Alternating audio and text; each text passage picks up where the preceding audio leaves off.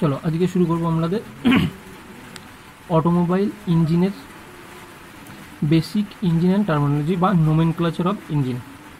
তো nomenclature engine বলতে আমাদের ইঞ্জিনে বেসিক্যালি যে টার্মগুলো ইউজ করা হয়, যে সিচুয়েশন, সেগুলোকে আমরা আলোচনা করব।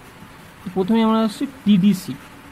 টিডিসি মানে top dead center. Top dead সেন্টারটা কী, তাহলে আমরা আগে দেখিনি। টপ ডেড সেন্টার হলো পিস্টনটা যখন তোমাদের ক্র্যাঙ্কশ্যাফটের পজিশনের জন্য একেবারে আপার মোস্ট পজিশনে যখন থাকবে তখন সেটাকে বলা হবে টিডিসি। আচ্ছা, তাহলে এটা আমাদের কি টিডিসি কন্ডিশনে আছে। এটা আমাদের পিস্টন, এই যে লাল যেটা দেখছো এখান থেকে এতটা আমাদের পিস্টন। ক্র্যাঙ্কশ্যাফটের, এটা আমাদের ক্র্যাঙ্কশ্যাফটের কানেক্টিং রড দিয়ে দাঁড়িয়ে আছে, তোমার পিস্টনটা লাগানো আছে। তো ক্র্যাঙ্কশ্যাফটের যে পজিশনের জন্য পিস্টন সিলিন্ডারে একদম টপ মোস্ট পজিশনে থাকে, মানে এর থেকে উপরের পিস্টন যেতে পারবে না, তো সেই পজিশনটাকে বলা হবে TDC, top dead center. Top dead centre. তো আমার সিলিন্ডারের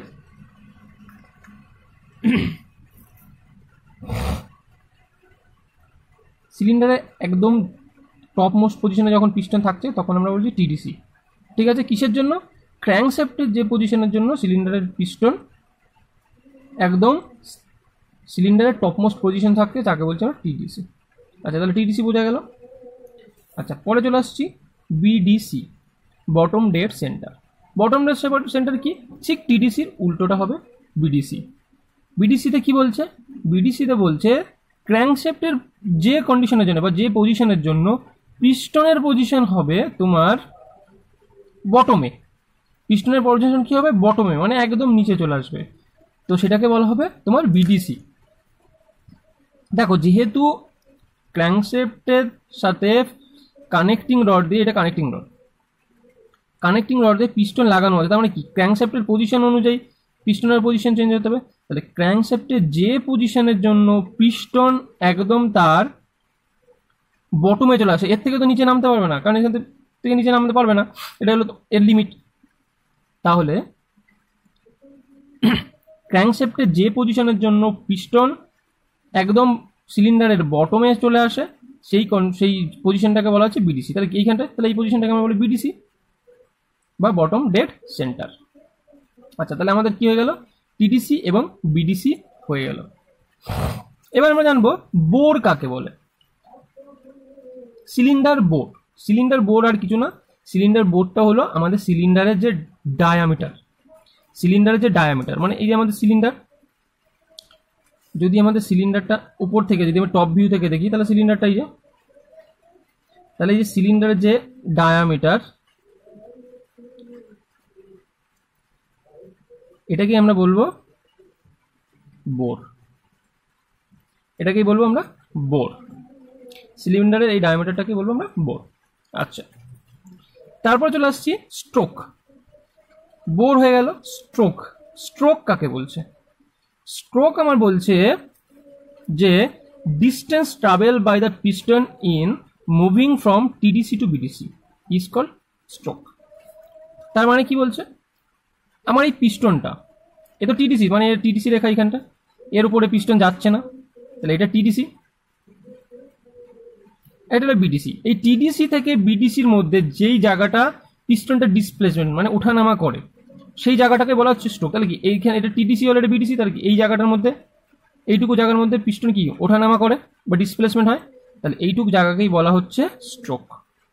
তাহলে স্ট্রোক বলতে আমরা বলতে পারি সেই জায়গাটা, যেই জায়গাটার মধ্যে পিস্টন ডিসপ্লেসমেন্ট ঘটে, মানে টিডিসি থেকে বিডিসিতে যাতায়াত করে, সেটাকে বলা হচ্ছে স্ট্রোক। আচ্ছা, স্ট্রোক হয়ে গেল। এবার আমরা চলে আসছি ক্লিয়ারেন্স ভলিউম বলে একটা জিনিস ইউজ করা হয় তোমাদের সিলিন্ডারে। আমাদের যখন ইঞ্জিন থাকবে, তো ইঞ্জিনের একটা জায়গায় আমরা ক্লিয়ারেন্স ভলিউম বলি। তো ক্লিয়ারেন্স ভলিউম বলতে কাকে বলে? দেখো, এখানে আমরা ছবিটা দেখতে পাচ্ছি, এ তো টিডিসিতে এখানে চলে গেছে, তাহলে এইটা যদি এরকম ক্লোজ হয়, মানে এর নিচে নামবে না কি, এখানে তো কোনো গ্যাপ থাকছে না, পিস্টন একদম এসে সেটে যাচ্ছে, এইখানে যে বাউন্ডারি, সেই বাউন্ডারিতে একদম সেটে যাচ্ছে। কিন্তু যখন টিডিসিতে চলে যাচ্ছে, টিডিসিতে যাওয়ার পরেও সিলিন্ডারের মধ্যে দেখো একটা ফাঁকা জায়গা রয়েছে, এই যে জায়গাটা, এই জায়গাটাকে বলা হচ্ছে তোমার ক্লিয়ারেন্স ভলিউম। তার মানে তোমার সিলিন্ডারের মধ্যে above the TDC position, above the TDC পজিশনে যে ভলিউমটা থাকছে সেটাকেই বলা হচ্ছে clearance volume. When piston is in topmost point, মানে যখন পিস্টনটা এখন টপ মোস্ট পয়েন্টে থাকবে, এখানে টপ মোস্ট পয়েন্ট মানে টিডিসি, তো টিডিসিতে চলে যাওয়ার পরে তারপরে পিস্টনের অ্যাবভ উপরে যেটুকু থাকবে সেই জায়গাটুকুই বলা হচ্ছে, ফাঁকা জায়গাটুকুই বলা হচ্ছে ক্লিয়ারেন্স ভলিউম। এটা কি জন্য রাখা হয় সেটা নেক্সট আসতে পরে এতে বলছি। ক্লিয়ারেন্স ভলিউম বলে, তাহলে আমি ক্লিয়ারেন্স ভলিউম আমার বলে দেওয়া আছে the volume of cylinder above the piston when it is in TDC position. তাহলে টিডিসি পজিশনে যেটা হবে। এবার আমাদের চলে আসছে পিস্টন ডিসপ্লেসমেন্ট। কি চলে আসছে? Piston displacement. পিস্টন ডিসপ্লেসমেন্ট কাকে বলছে দেখো, this is the volume swept, swept মানে আপ ডাউন করা, swept by the piston in moving from TDC to BDC. TDC to BDC, this is called swept volume or piston displacement. Swept volume or piston displacement. তাহলে কি?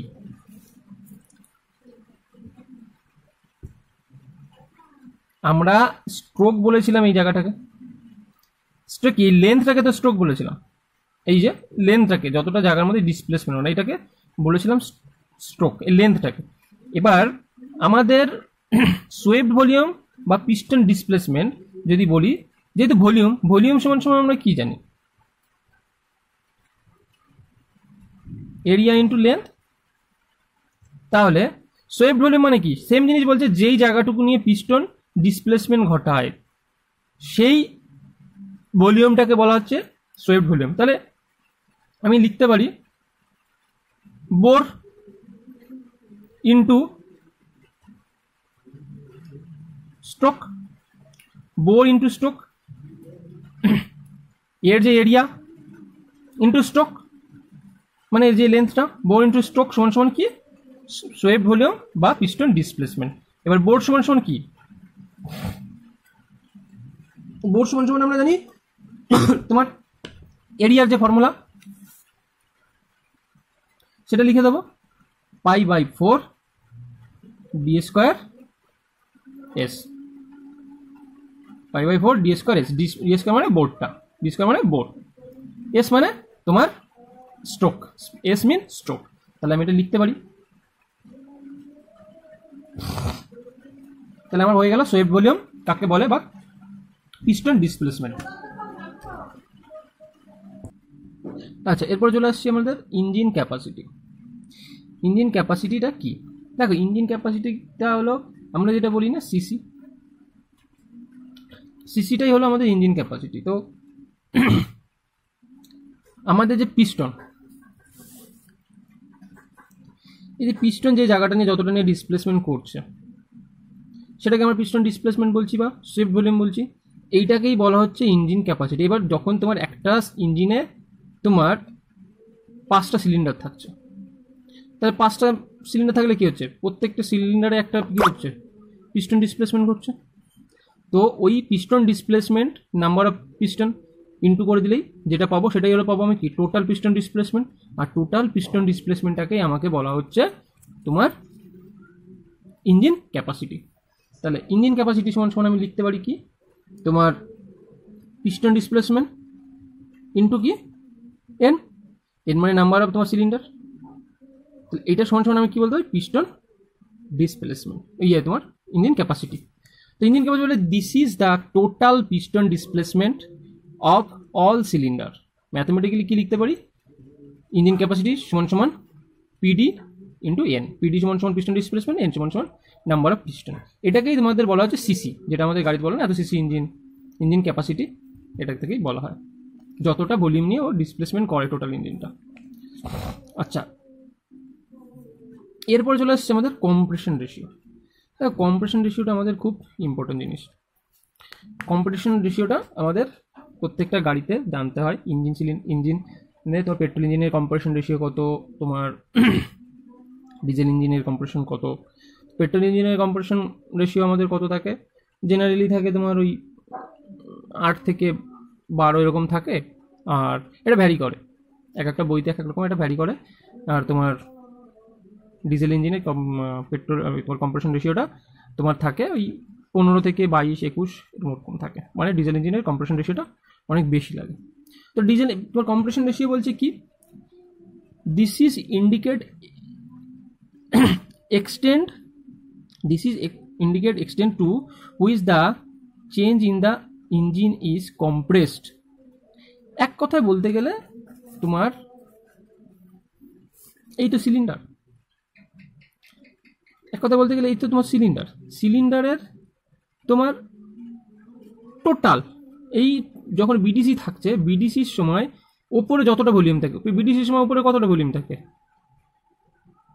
তোমার stroke, মানে TDC. এই পর্যন্ত কি TDC থাকে, টিডিসির উপর আবার কি থাকে, একটু ক্লিয়ারেন্স ভলিউম থাকে। তাহলে কি তোমার এই যে বিডিসির ওপরে যতটা ভলিউম থাকছে সেটা বাই তোমার টিডিসির ওপরে যতটা ভলিউম থাকছে ততটা, এটাকেই বলা হচ্ছে compression ratio. Above the BDC ratio, it is the ratio of above the BDC to the above the TDC. ঠিক আছে, অ্যাবভ দ্য বিডিসি যতটা ভলিউম থাকছে সেটার সাথে অ্যাবভ দ্য টিডিসি যতটা ভলিউম থাকছে সেটাকেই বলা হচ্ছে তোমার কম্প্রেশন রেশিও। তাহলে অ্যাবভ দ্য বিডিসি তোমার কি থাকছে, অ্যাবভ দ্য বিডিসি সমান তোমার কি থাকছে, TDC plus clearance volume CB by CB, এটাই হচ্ছে তোমার কম্প্রেশন রেশিও। আচ্ছা, এটাকে তুমি যখন এক্সপ্লেন করবো সেক্ষেত্রে তোমার কি বলতে হবে, বলছে this indicate extent to which the charge in the engine is compressed, মানে ইঞ্জিনের মধ্যে যে চার্জটা থাকে এয়ার ফুয়েল মিক্সচারটাকে, সেটা যত দূর পর্যন্ত ওকে কম্প্রেস করে নিয়ে যাওয়া হয় সেই জায়গাটাকেই বলা হচ্ছে কম্প্রেশন রেশিও। সেটা কি, সেটা হলো তোমার কি, দিস ইজ ক্যালকুলেটেড, তুমি কি করে বলবে, আমি যেটা বললাম তোমার above the piston at BDC, বিডিসির উপর যতটা থাকবে সেটার সাথে কি থাকবে, above the piston of TDC, position of TDC, টিডিসির উপর যেটুকু থাকবে। ওকে, তো ম্যাথমেটিক্যালি তোমাদের বললাম জেনারেলি আর দ্বারা ডিনোট করা হয়, তা আর equal to PD plus CB, মানে পিস্টন ডিসপ্লেসমেন্ট প্লাস সিবি মানে clearance volume by clearance volume. আচ্ছা, এরপর চলে আসছে mean effective pressure. Mean effective pressure বলতে কি হচ্ছে, দেখো আমরা যখন সিলিন্ডারের পাওয়ার স্ট্রোক হয় তখন একটা পাওয়ার জেনারেট, তখন আমার এটা প্রেশার জেনারেট হয়, সেটা প্রায় তোমার কত থাকে, সেটা তোমার প্রায় 6000 কিলো পাস্কালের কাছাকাছি থাকে যখন আমাদের প্রেশার জেনারেট পাওয়ার স্ট্রোকে।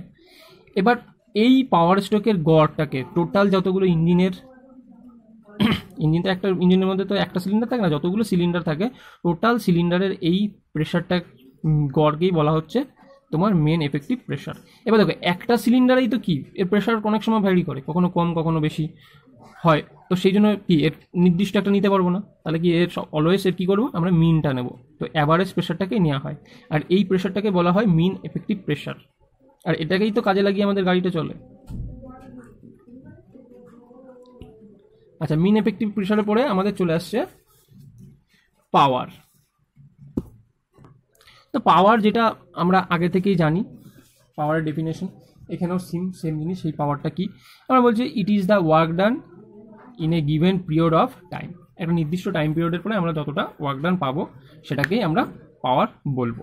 ঠিক আছে, এরপর চলে আসছে পাওয়ার। আমাদের সাধারণত দু ধরনের পাওয়ার এখানে ইউজ করা নাকি আমাদের জানা দরকার, সেটা হলো একটা হলো ইন্ডিকেটিং পাওয়ার আর একটা হলো ব্রেক পাওয়ার। ইন্ডিকেটিং পাওয়ার বলতে কি, যে পাওয়ারটা আমরা সিলিন্ডার মধ্যে পাই, সিলিন্ডারের মধ্যে যে পাওয়ারটা জেনারেট হয়, মানে এইখানটা এই যে কম্বাসনের ফলে যে এই সিলিন্ডারে যে পাওয়ারটা, সিলিন্ডারের মধ্যে যে পাওয়ারটা আমরা পাই সেটাকে বলা হয় ইন্ডিকেটিং পাওয়ার।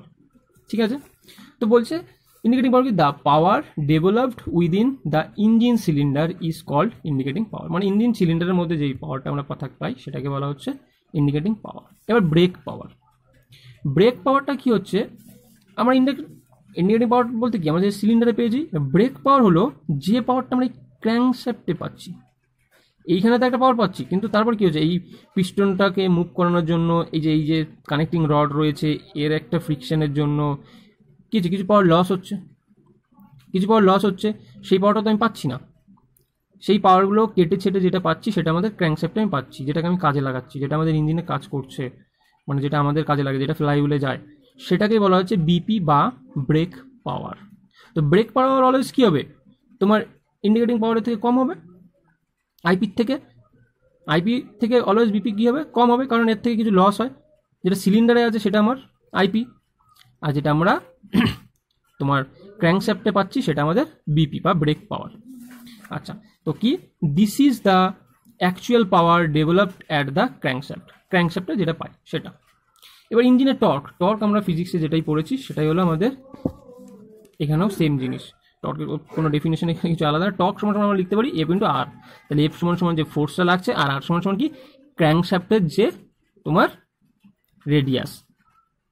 ওকে, আমাদের এখানে নেব এফ ইকুয়াল টু, যেমন T equal to F R, সেইখানে তোমার এখানে আমরা নেব এফ ইকুয়াল টু ফোর্সটা এবং আর ইকুয়াল টু ক্র্যাঙ্কশ্যাফটের রেডিয়াস।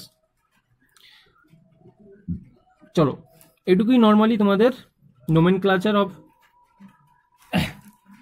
ইঞ্জিন বা তোমার বেসিক ইঞ্জিন টার্মিনোলজি।